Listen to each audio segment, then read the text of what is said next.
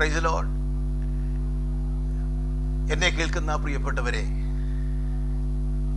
എന്നെ ആരും സഹായിപ്പാനില്ലല്ലോ, എന്നെ ആരും കരുതാനില്ലല്ലോ എന്ന് ചിന്തിച്ച് വ്യാകുലപ്പെടുമ്പോൾ, ഭാരപ്പെടുമ്പോൾ